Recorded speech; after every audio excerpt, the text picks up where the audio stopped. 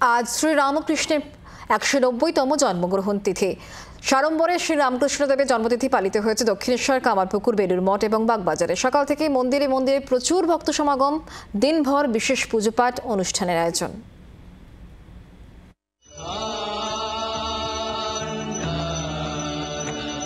তিনি যুগাবতার, আজ তার জন্মতিথি। শ্রীরামকৃষ্ণ পরমহংসদেবের ১৯০তম জন্মতিথি পালিত হল মহাসাড়ম্বরে। দিনভর রীতি মেনে পুজো পাঠ অনুষ্ঠান কামারপুকুর, দক্ষিণেশ্বর, বেলুর মঠ, বাগবাজার, বলরাম মন্দিরে। সকাল থেকেই মন্দিরে মন্দিরে ভক্তদের ঢল। রামকৃষ্ণদেবের জন্মতিথি উপলক্ষে হুগলির কামারপুকুর মঠেও দিনভর বিশেষ পুজো পাঠ, শোভাযাত্রা, সারা দিনব্যাপী ভক্তিমূলক অনুষ্ঠানের আয়োজন। সকাল থেকে কিন্তু ভক্তিগীতি শুরু হয়েছে, তার পাশাপাশি কিন্তু সকালে একটা বড় মহামিছিল শোভাযাত্রা শুরু হয়েছে।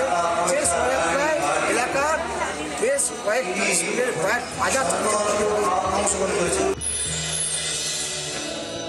সকাল থেকেই দক্ষিণেশ্বরে ভক্তদের ঢল।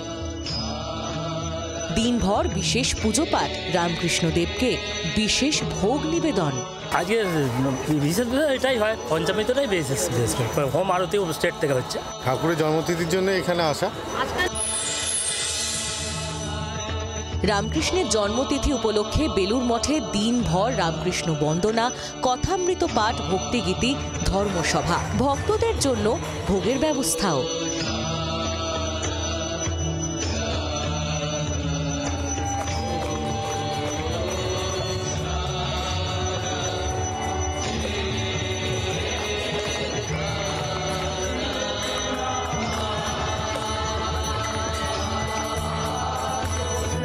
ভোরবেলা মঙ্গল আরতির মাধ্যমে এই উৎসবের সূচনা হয়। তারপর বিভিন্ন অনুষ্ঠান এখানে হয়। সন্ন্যাসী মহারাজরা তারা খোল করতাল নিয়ে উষা কীর্তন করেন এবং সকাল থেকেই বেলুর মঠে আজ ভক্ত সমাগম। আসতে পেরে নিজেকে ধন্য মনে করছি।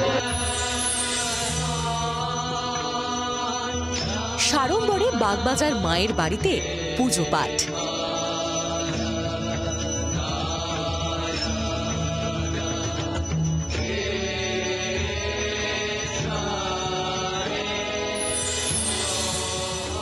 রামকৃষ্ণের বাল্যজীবন কামারপুকুরে, কর্মজীবন দক্ষিণেশ্বরে, কিন্তু তার ভক্তদের সঙ্গে সব থেকে বেশি আলাপন বা মেলবন্ধন হয়েছিল এই বাড়িতে। আর এই বলরাম মন্দির বাড়িটি, অর্থাৎ বলরাম বসুর বাড়ি, সেখান থেকেই বীজ মন্ত্র বপন হয়েছিল গোটা বিশ্ব জুড়ে মানুষের কল্যাণে কাজ করা রামকৃষ্ণ মিশনের।